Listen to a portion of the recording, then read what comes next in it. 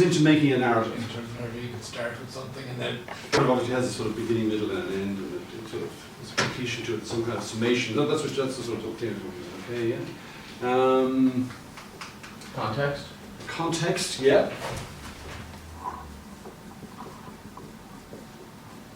Yeah. There's just something else I'm kind of trying to drive at in relation to the narrative and the storytelling. Okay?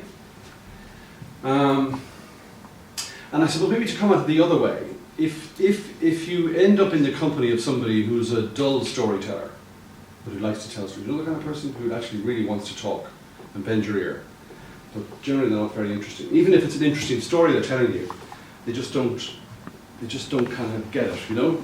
And typically what do they do?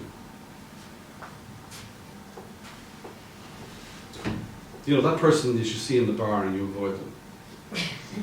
Yeah? Waffle on. Yeah. Waffle on, yeah. And what is, like, if you think about waffle, what is waffling? What is the kind of thing that makes waffle waffle? Not getting to the point. Not getting to the point, yeah. Okay? Yeah? Not having a kind of focus, all right? Sort of all over the place, yeah? So the word we use to define the characteristic of news storytelling that doesn't do that, okay? You could say focus, but we say singularity, okay?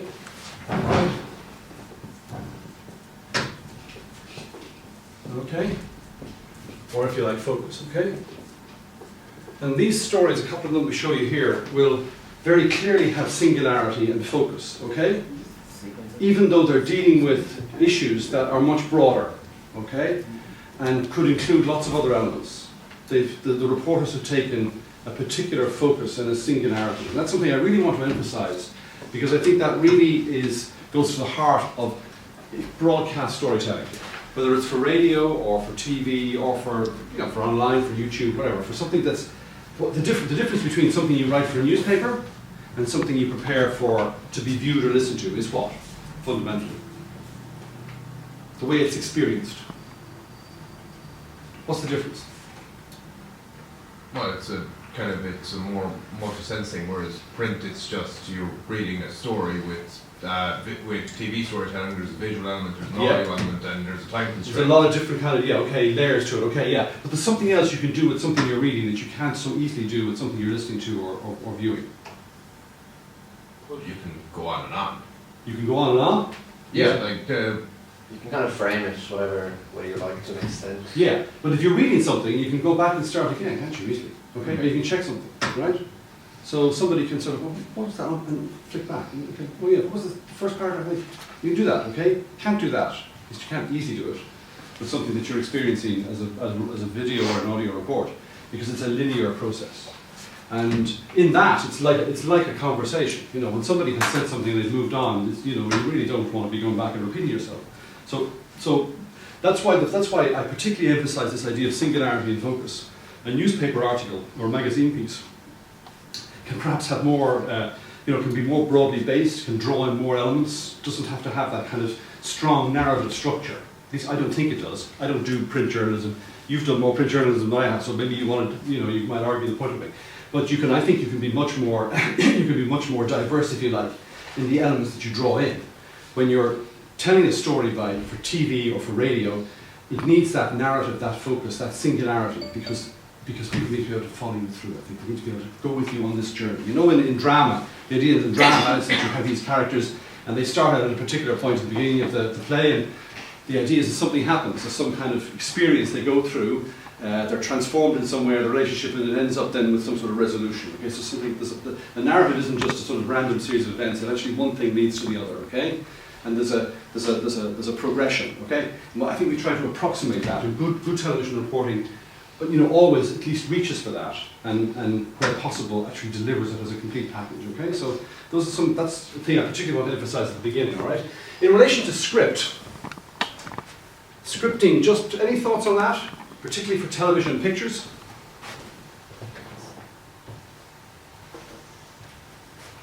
The relationship between the script and the pictures. What should it be? they should complement each other. Yeah. It should be Complement, yeah. By which you mean, like which you mean? So whatever you're seeing should be backed up by the script by the voiceover. Okay, so they should relate in some way, okay? Yeah, and you were going to It say? has to link, you know, like your script has to link one piece of your footage to the next. Okay, so the script has to kind of bring you from one aspect to the next, okay? Has to connect with the pictures. And is that it then? But the script has to do more than just describe what you're seeing as well, because, you know, like if you're watching a news report, you can see what's going on, so a script needs to do more than just describe it. Right, but it also you were saying needs to connect to the pictures. So these are kind of maybe two contradictory, or there's a tension there, is there possibly? Between the two? Yeah, maybe? Needs to bring context. Context, yeah. To amplify the pictures in some way. Okay, all right, yeah. Okay, so I haven't got a word that sums that up, but we'll talk about that and I have a particular example that does that. So is there anything else in our list here that we might be looking at? Left out? Visuals, narrative? When you say B-roll, we mean the sort of general shots, the GVs, okay? We have interviews. There's something else actually which is a bit like interviews, but it's also an element. Vox pops. Yeah, I'm going to include those as interviews. There's also the use of just sound.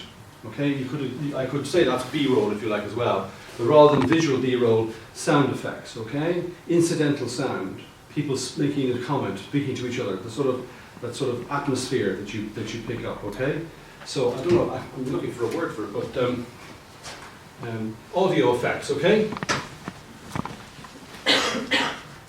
audio effects. Audio effects. Is there anything else? Visuals, narrative, script sequencing, B-roll, interview. Does that kind of cover? Okay. So as I said, what I've done is I have a couple of pieces that we can look at, and with one of them I have the script printed out, so we can actually kind of analyse the script, which I think might be helpful in that particular case. But the first one I'm going to show you is, I think, the which one was it? The Syrian refugee camp, which is the second last one there, sort of.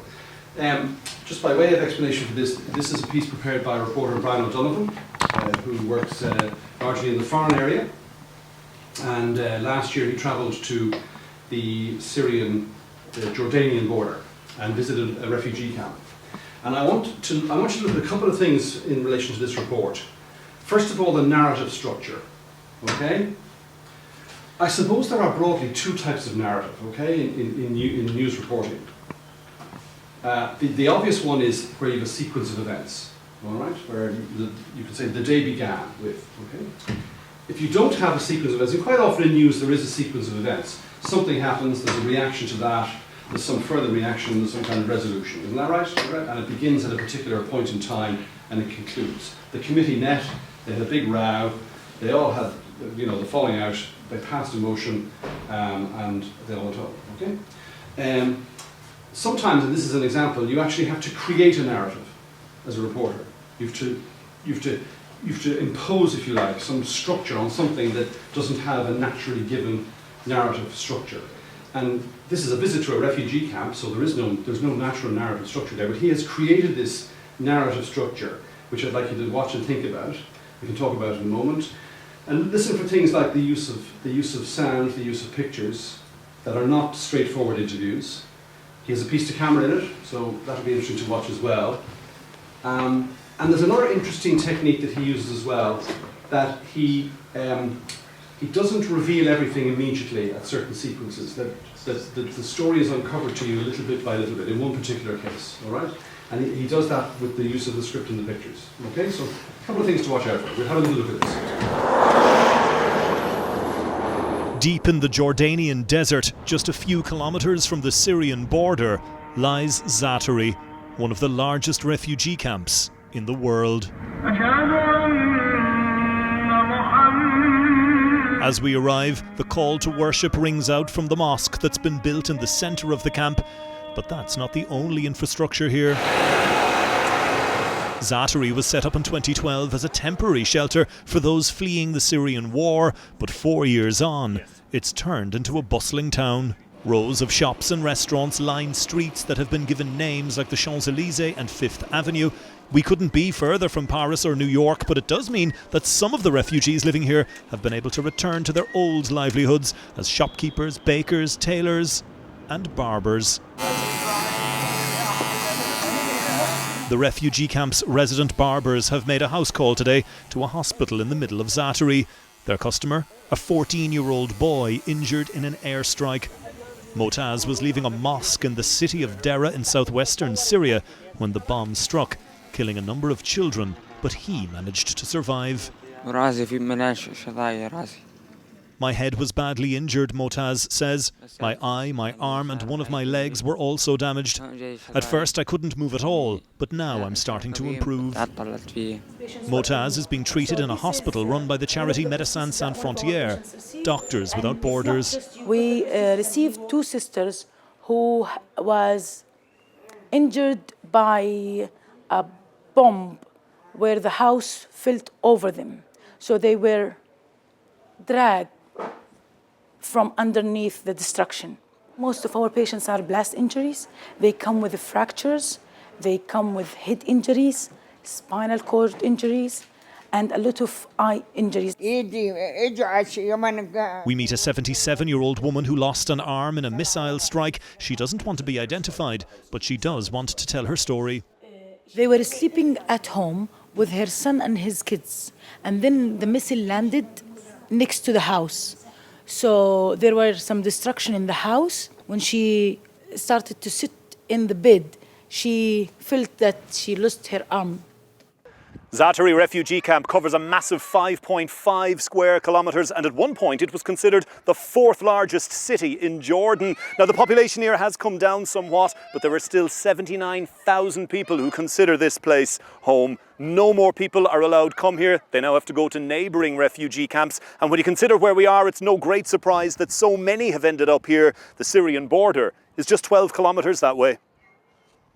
When RTE News last visited Zaatari back in 2013, the refugees were being housed in tents. Today, most have moved into sturdier porta-cabins, and despite some playful modifications, it's still not home.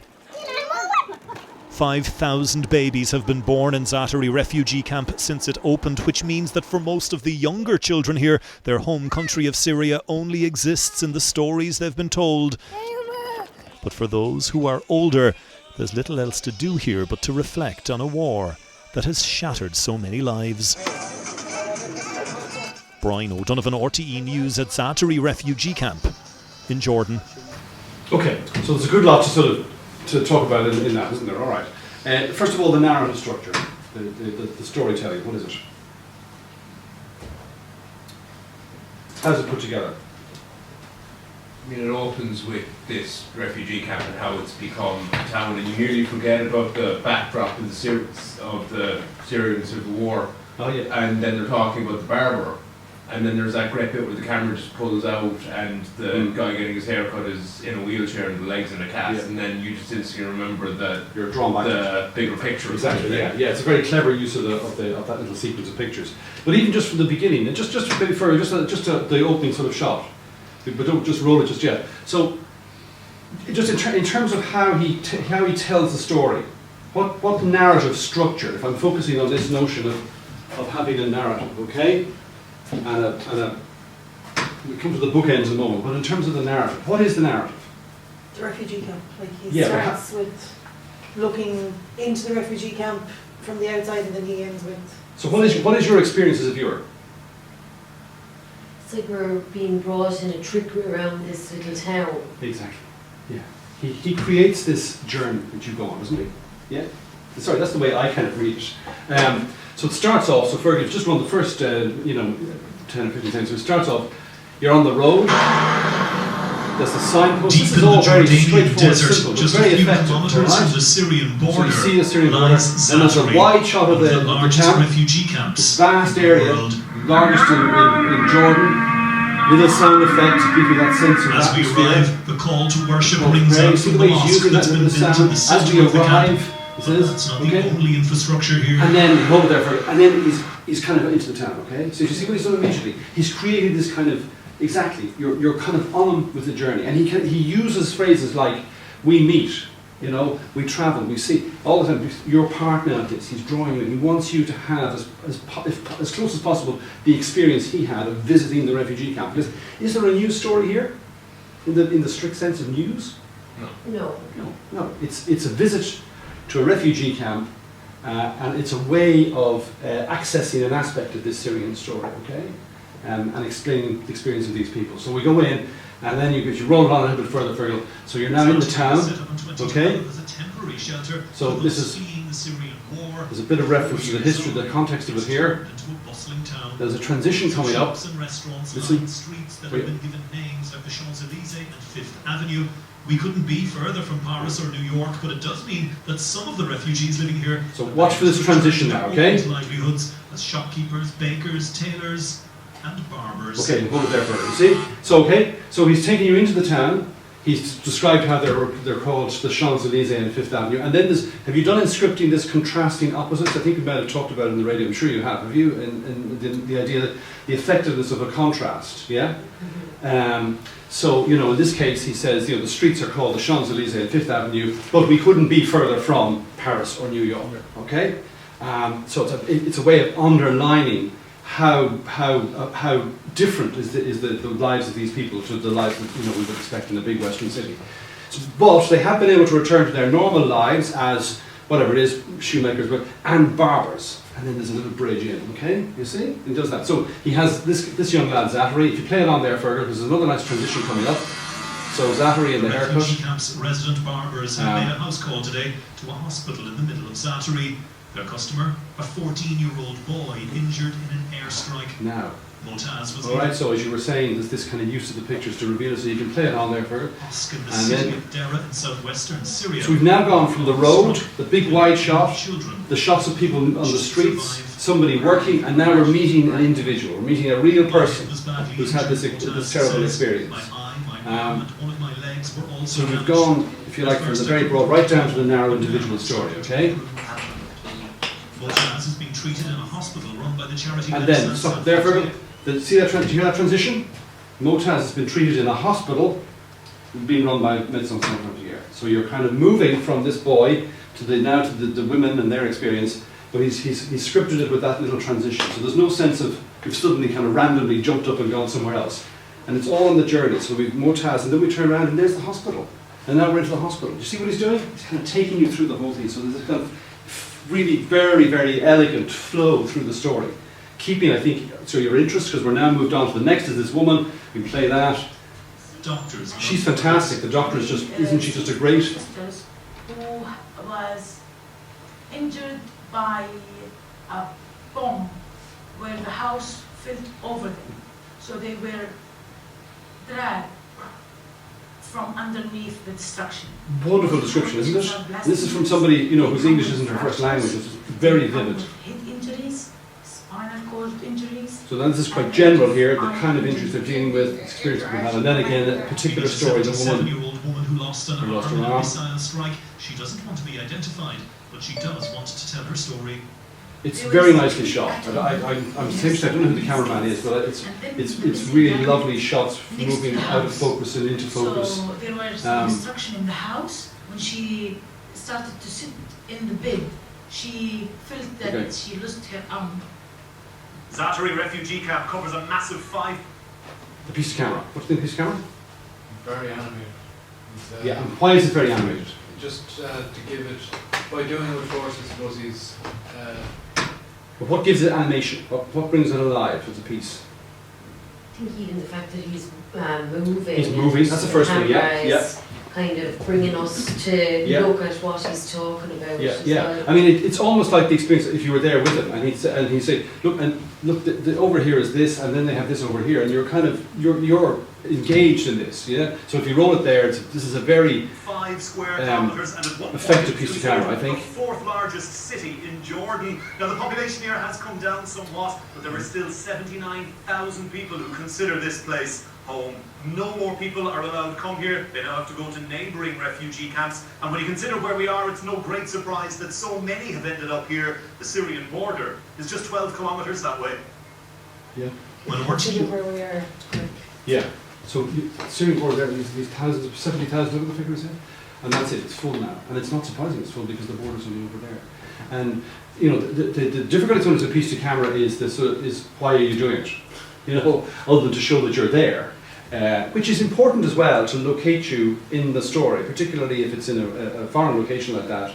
And we would certainly expect to see our reporter reporting from the scene to establish their credibility as being there. And we've already seen Brian in I think some of the shots with the boy in the wheelchair and the doctor and so on. But it's a very good piece of camera because it moves, it keeps that animation, and the camera follows his gestures as he says, "Here's the camp, it's full, and the border's only over there." So then there's a little bit of which is the background. Whose last visited Zatari back in 2013, the refugees were being housed in tents. Today, most have moved into sturdier porta cabins, and despite some playful modifications, it's still not home.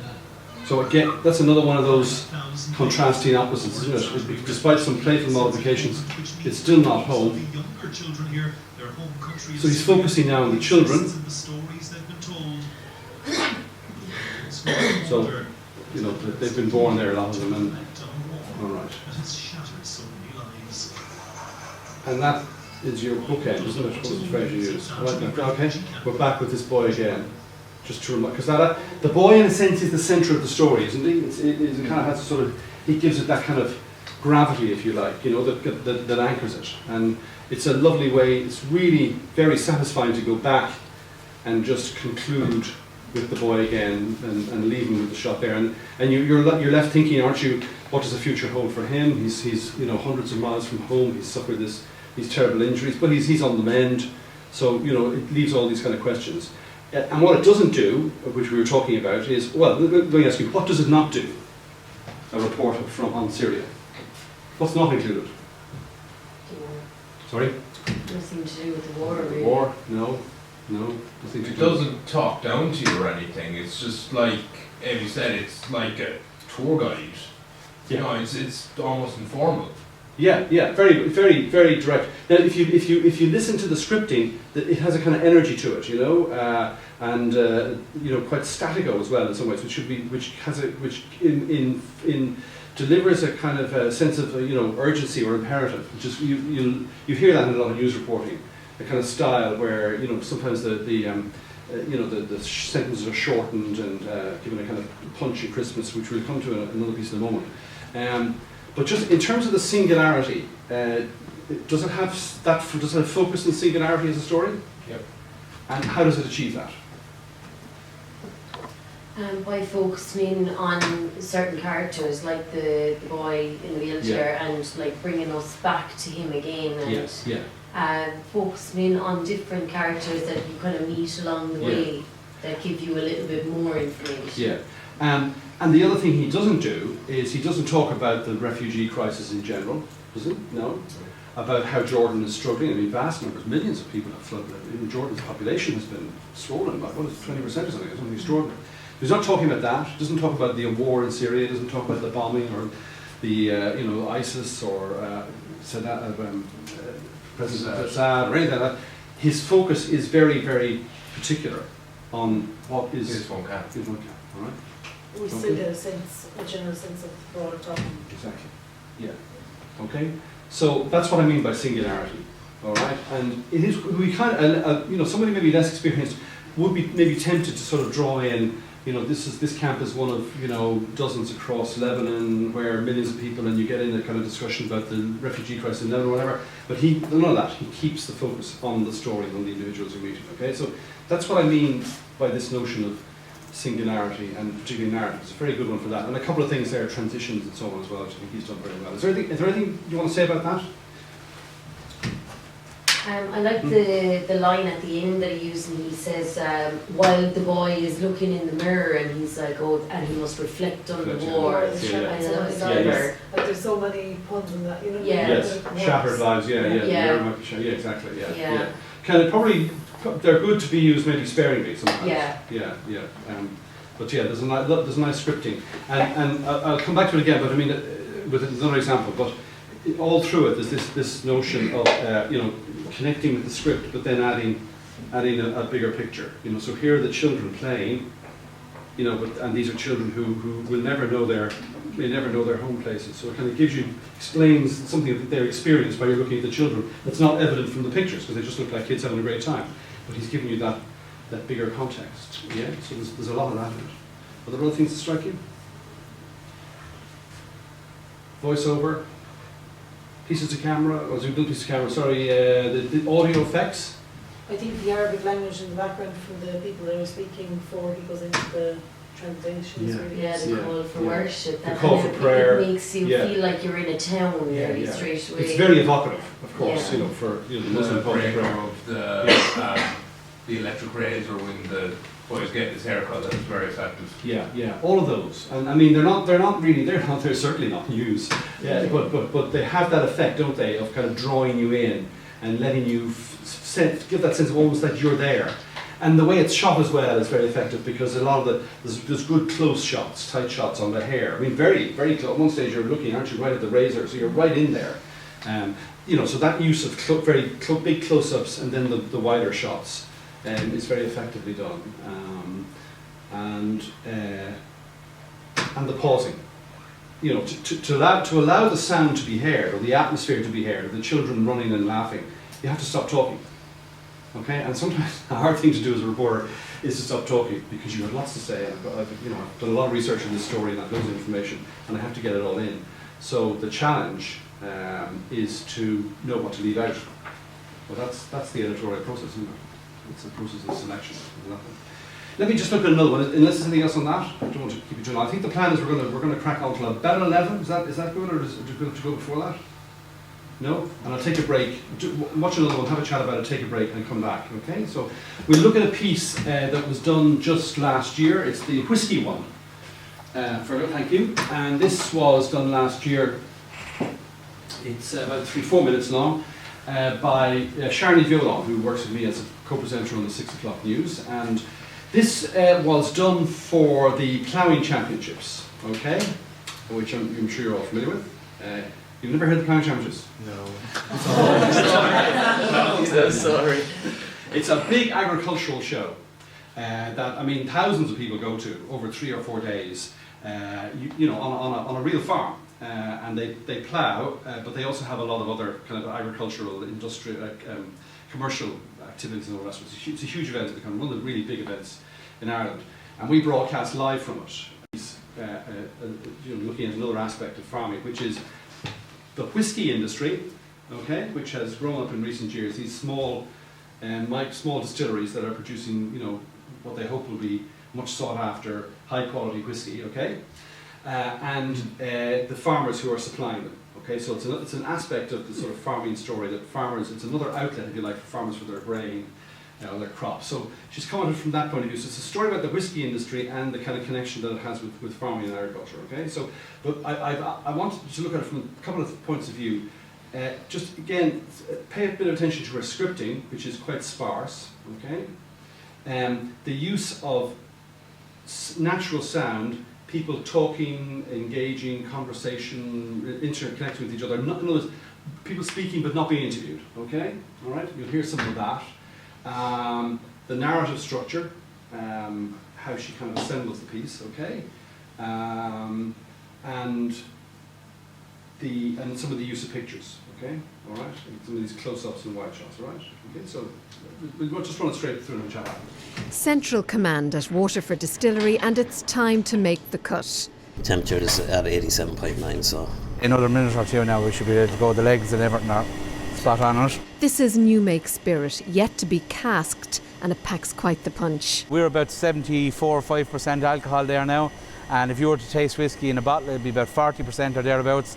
Waterford's selling point is unique. Traceability from grain to glass and linking soil type to taste. A light, grainy, sandy type soil lends itself to a very light, elegant, floral type spirit. And then heavier, peatier soils lend themselves to a kind of a heavier, flatter, kind of almost dull spirit. Lisa works closely with her growers. Meet David. His roots go deep into Stradbally soil. The family's been here since 1639, so I think I'm the 13th generation here to be farming and looking after the place. It's a daunting burden of history in these challenging times. There's a definite expectation and sort of the weight of your ancestors sort of looking on and saying, right, well, you know, make sure that you don't make a complete mess of it, make sure you hang on to it and try and hand it on to someone else. Across the fields, James Kelly, another supplier, is wistful. He can't help but look to the past when considering his family's future. The market price in the 1970s, we were achieving £145 per tonne, whereas nowadays we're getting €150 per tonne. That hasn't changed much at all. That hasn't changed much at all. What has changed a lot is that the Irish whisky industry and the Irish brewing industry are going from strength to strength. A nice little bit of sweetness. And it's that resurgence that has Alan's tasting class at Killarney's Whisky Bar and Larder chomping at the bit. It's nice. Tastes like biscuits. Newly opened, every note is sampled and savoured. It has this almost a sea salty kind of air to it as well. That's gorgeous, man, yeah. Seems a lot easier to drink there. Bacon, and I like bacon. Under this roof is the largest collection in the country. The Middleton Pearl is the daddy of them all. €10,000 per bottle. Now, there's only 117 in the world, so once you open one bottle, the price of the others start to go up. And per glass, if I was to have a little dram? So for just a wee little dram, it's €500 here at the bar. It's a spirited comeback for an industry that was all but dead 100 years ago. Prohibition and the War of Independence closed off our main markets. The subsequent clampdown on unlicensed stills left Irish whisky circling the drain. Even then, however, we had our connoisseurs. If it hits me lips, or if it hits me tongue, it's no use. It's down there that wants to hit you. They're well down below. Back in the distillery, spirits are high. David is emotionally invested in this soon-to-be whisky. That's me there. It's my barrel. Well, it's what I call my barrel. I mean, obviously the whisky is Waterford's, but I still think of it as my barrel. You know, it's my whisky because I produce the barley for it.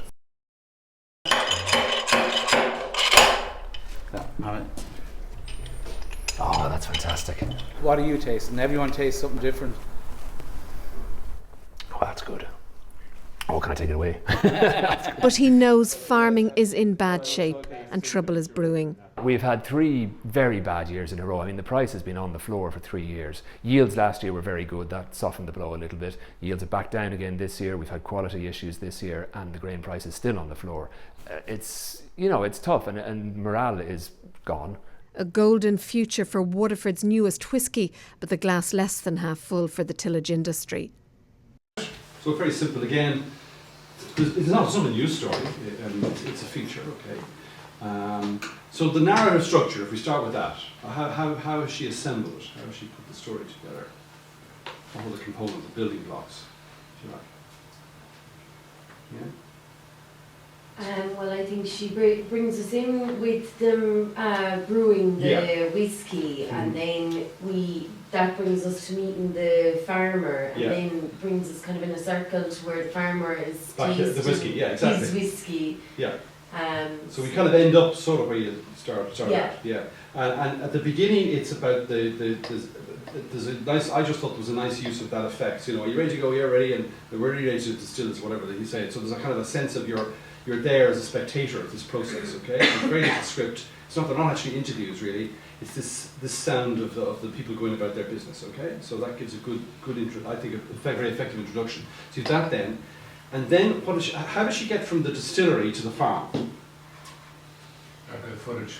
Lisa works closely with. No, at the very beginning. She said Lisa works closely with her growers. Exactly, yeah. But even before that, what does Lisa say? Lisa talks about the nature of the whiskey being kind of given character by the kind of soil it comes from, okay? Yeah. You see, so that's a kind of a very effective little transition. So it's not like we're suddenly randomly hitting the farm. We've actually been told, well, the land, the terroir, as they say in the wine, is gives character to the thing. So then she works. So it's a kind of it's logical. You know, you're not left wondering how are we suddenly going to a farm? You know, what's going on there? It's all very clearly laid out. You know. Then the next thing I'm trying to think now, back after we've been to the farm, It is a this daunting burden of history. The history, this guy. So now, because this was done for the ploughing championships, and so there's a lot. There's probably, if you were doing this as a story about Irish whiskey, you might have less on the farming element of it. But this was in the context of the ploughing championships, so we wanted to focus on the farming aspect of this. So there's quite a bit about the grain price and all that kind of stuff. Okay, so this kind of lovely kind of personal story. Again, you're meeting an individual, isn't that right? This isn't just like Farmer Brown, some random, anonymous character. This is someone who lives in a house, farms land that his family have owned for centuries. He has the little babies in the cots beside all that. You've got a real sense of thought the image of the big house was, kind of interesting in a sense. Yeah. Talking about history and ancestors and burden of It history. visually tells a story. Yeah. It tells another story. Yeah, absolutely. It kind of underlines that point we were making earlier. It visually conveys that aspect of the story the script tells you about. Yeah. Absolutely. Yeah. Okay. And then is it at that stage then it goes into the archive footage, or is it a bit later? The tasting sequence. Yeah, sorry. So there's kind of there's a logic. There's the distillery. There's the importance of the land. Then there's the onto the land to meet the farmer. And then there's the whiskey that's produced from that being tasted by people in this little tasting. I think it's a sort of a whiskey club or something that meets, or whatever, or one of these kind of tourism locations, whatever. So they're tasting in the little bottle of Middleton that's going to cost you.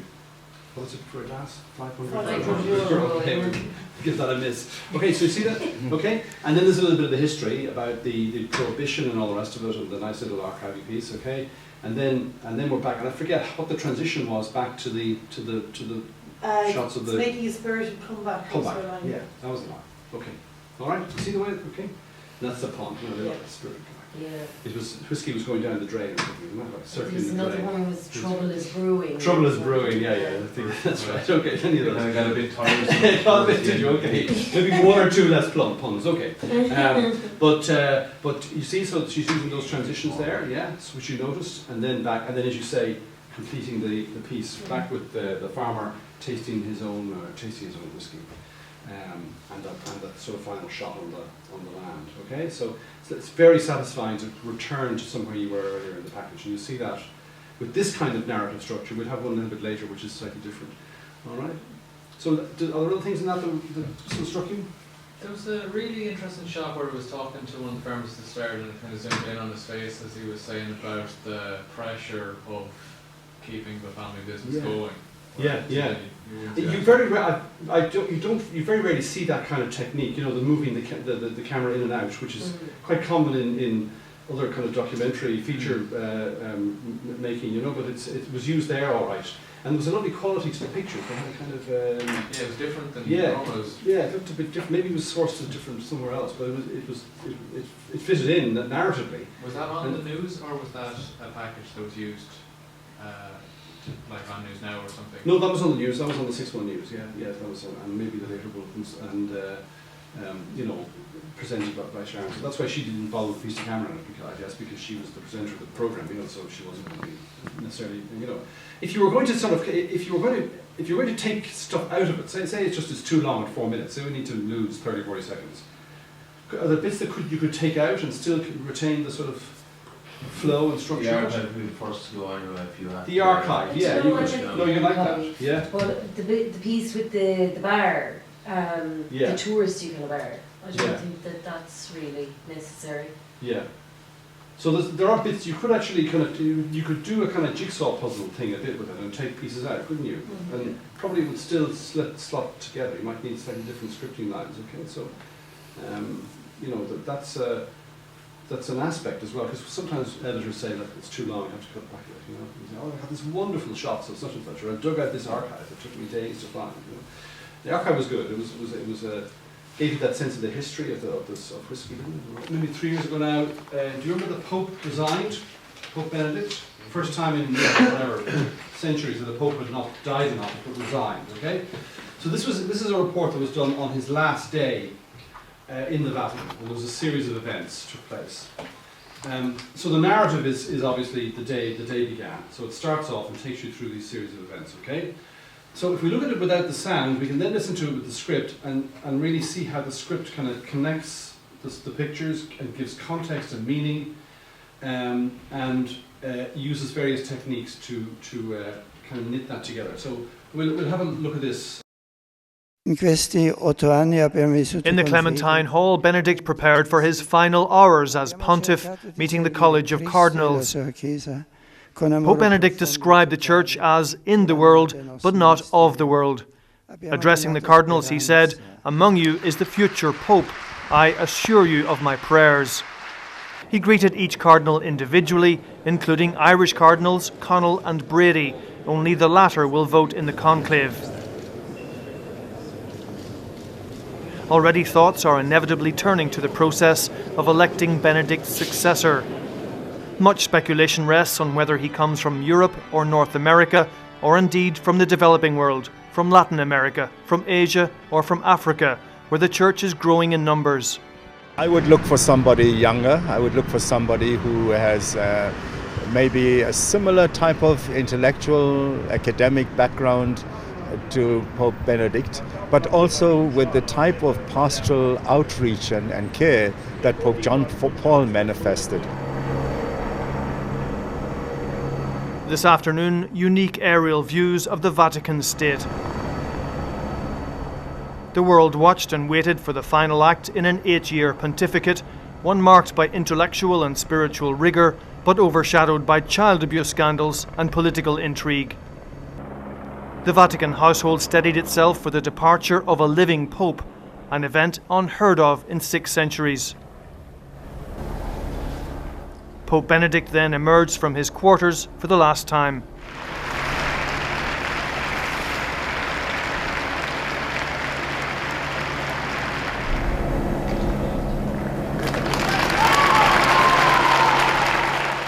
A short drive away, the papal helicopter awaited. With a final wave, Benedict boarded the helicopter, leaving Vatican soil as Pope for the very last time, an image that will register in history.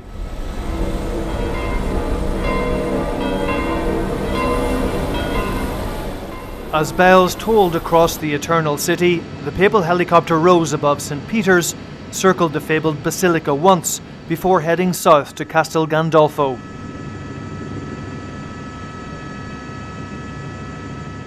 "15 minutes later, Pope Benedict arrived at the papal summer residence.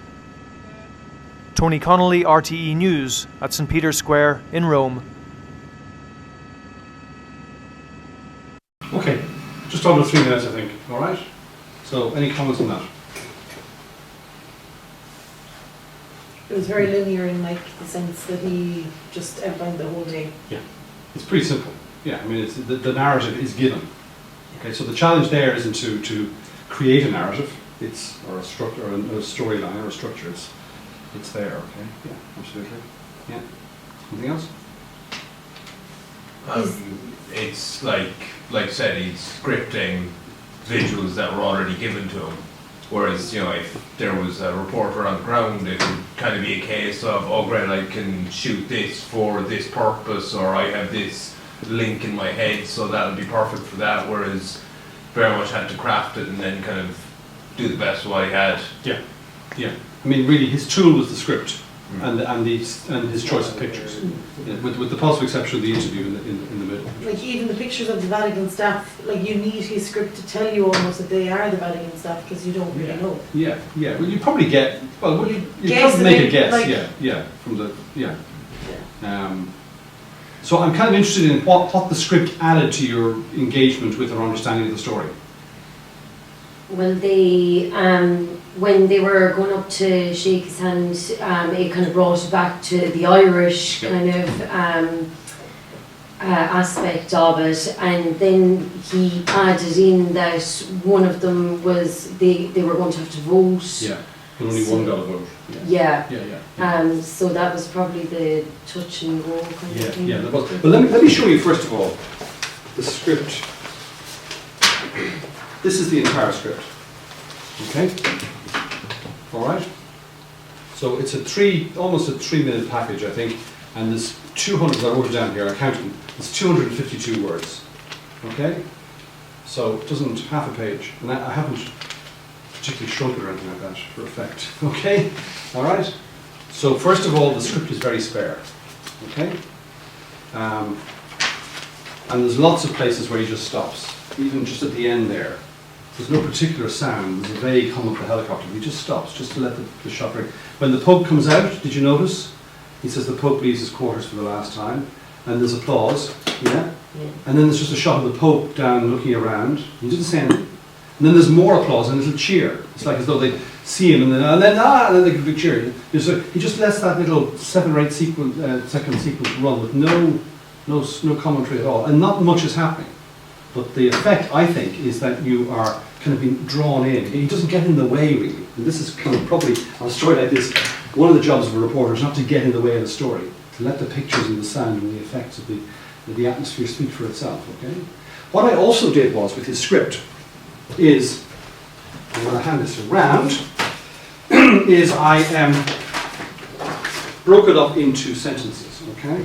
So just pass it around, okay? All right. What I want to do is to look at the script from in relation to how he connects with the pictures, but then the touch and go, okay? All right. So let's take the first sentence. Anybody want to sort of hazard a guess or say where he touches and where he goes? I'm going to read it.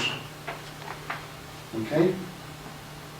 Can you remember the pictures? See, I've seen this quite a few times, so it's all replaying in my head. We just play the first sentence there, Shane. Okay. In the Clementine Hall, Benedict prepared for his final hours as pontiff, meeting the College of Cardinals. Stop there, Shane. Thank you. Okay. So, what bit of that describes the pictures and what bit doesn't? Clementine Hall, yeah. College of Cardinals. College of Cardinals. Okay. So it's the Clementine Hall, the College of Cardinals. So the go is the bit in the middle. Okay. He's preparing for his final hours as pontiff. Do you understand? You see? Okay. So he's adding in there. Okay. This you don't even notice this. It's done so kind of effortlessly and with such ease because I mean Tony's a really first class reporter. And if the next, play the next bit if you would, Shane. Is this really? Pope Benedict described the church as so he's now paraphrasing. He's now not of the world. Reporting his speech. Okay, it was just straight. Okay. All right, and then go on the next bit, Shane. Seeing the cardinals, he said, "Among you is the future Pope. I assure you of my prayers." Okay, so that's very straightforward. But he's picked out the line that looks ahead. That he says, it's a great line, isn't it? Among you is the future Pope. I'm leaving it all up to you, fellas. I'm away. You know. So it immediately looks forward ahead. Okay, and then there's a lovely little. So we've had the cardinals in general. Okay, so he then says, Shane, if you play it. He greeted each cardinal individually, including Irish cardinals Connell and Brady. Only the latter will vote in the conclave. Okay, so hold it there. So you see a transition there, okay? So we have the cardinals. He greets them all individually. Including, and then we have, as you were saying, the kind of Irish interest, the Irish ones, okay? But then he's back to the conclave again. He uses that little encounter to bring us back to the succession. He says only the latter, only Brady, will vote in the conclave. So we're back now, focused on the succession. Okay, so having brought us back, he actually then spells it out in the next bit of line of script. Okay. Already thoughts are inevitably turning to the process of electing Benedict's successor. Okay, is this touch or go?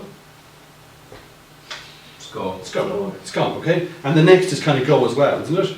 Okay, until Much towards the end. Well, sorry, Shane, yeah? As on whether he comes from Europe or North America, or indeed from the developing world, from Latin America, from Asia, or from Africa, where the church is growing in numbers. So a little reference there. Or will he come from Africa? And he happens by coincidence to have a shot of an African bishop. Okay, so it's a very subtle little touch, and then it leads into the interview, which is an African, as it happens, an African cardinal. So Shane, I would look for somebody younger. Okay. I would look for somebody who has maybe a similar type of intellectual, academic background to Pope Benedict, but also with the type of pastoral outreach and care that Pope John Paul manifested. And just stop it there, Shane. Okay, now here's the bit, okay? What does this add to our understanding of the story? Nothing, okay? So what is this? This is just cool helicopter shots. Cool shots of the helicopter. Yeah, okay. So he's sitting there, these shots, there's no Pope in the shots, there's no cardinals. You can see some of the crowds, I think, but this is basically kind of random shots of the Vatican on a big day. But how does he kind of justify their inclusion? He describes them as unique aerial views of the Vatican, okay? This is a special day, special occasion, and we're getting special pictures here. And I don't know, I've never seen anything quite like these before, because you're looking right down into the courtyards and all the rest of it. So, of course, you can see it on Google Earth now, I suppose, if you want to any day. But if you play it on there, Shane, so, you know. This afternoon, unique aerial views of the Vatican State. The world watched and waited for the final act in an 8-year pontificate, one marked by intellectual and spiritual rigour, but overshadowed by child abuse scandals and political intrigue. Okay, so the touch there is unique aerial views of the Vatican, okay, all right? But he's used it then, the world waits and watches for this final act, okay? So you're creating that, he's just used it cleverly, I think, in the script to give that sense of sort of suspension, you know, we're waiting now, something, what's going to happen next, okay? And then there's that kind of, he talks about the pontificate, and then there's one of those contrasting opposites, isn't there? You know, this he was marked by intellectual and spiritual rigour, but overshadowed by scandals and political, child abuse scandals and political intrigue. Okay, so there's a kind of, he's giving there some context to the state of the church, the state of the pontificate at this particular moment. Okay, and then we're back to pictures again, Shane. So. The Vatican household steadied itself for the departure of a living pope, an event unheard of in 6 centuries. That's Shane. So touch the Vatican household. There they are, steadying themselves for an event unheard of in centuries. He's gone there. So it's the touch and go. Okay, so he's back again, and then again you're touching again. He comes in here. Pope Benedict then emerged from his quarters for the last time. Even in that, he emerged from his quarters for the last time. Just reminding you, this is a kind of a momentous, this isn't just randomly coming out and getting in the car. This is it. This is the last time you make this particular journey. So off he goes, and this is where he just lets the pictures run.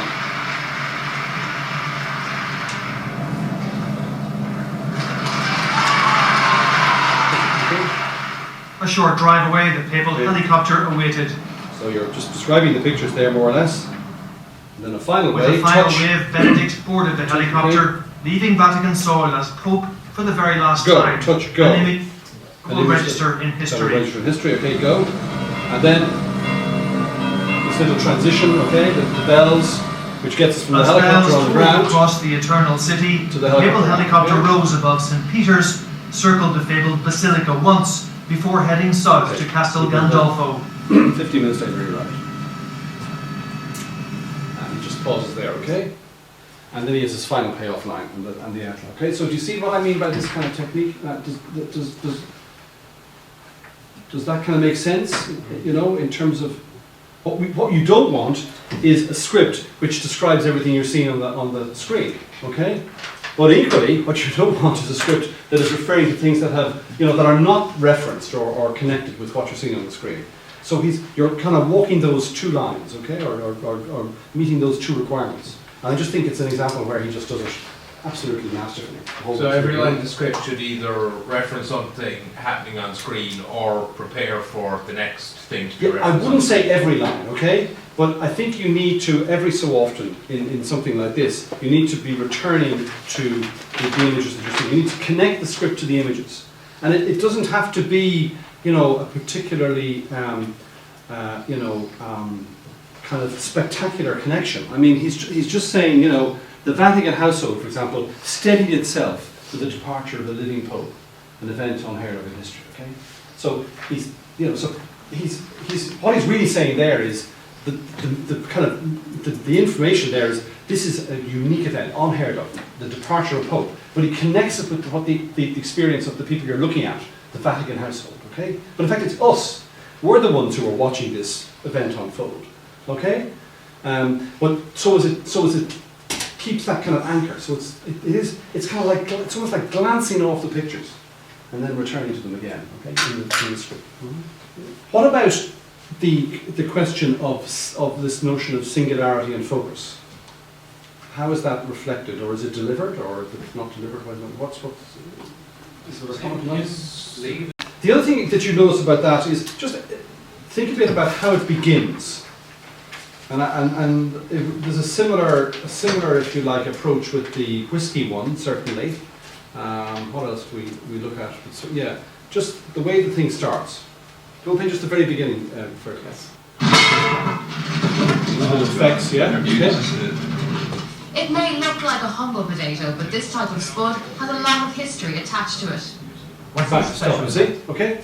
So a little bit of the effects, bang, bang, bang, okay? And then she has, how long does she speak before you get straight in? 1 sentence. And there's another one of those opposites. It may look like a one minute, but it has a lot of history to it. So, okay? So she's straight in, okay? There's no messing around, there's no long kind of discussion. The lumper potato was first grown in Ireland. You know, she's bang in. This thing, it's a big history, or it was a, sorry, I've forgotten the phrase now. Anyway, she's straight in. So is a piece that we use ourselves in, okay? Singularity, which I've probably banged on about a lot. Simplicity and clarity. And that sort of flow, that sort of narrative flow, the stream, he calls it there, okay?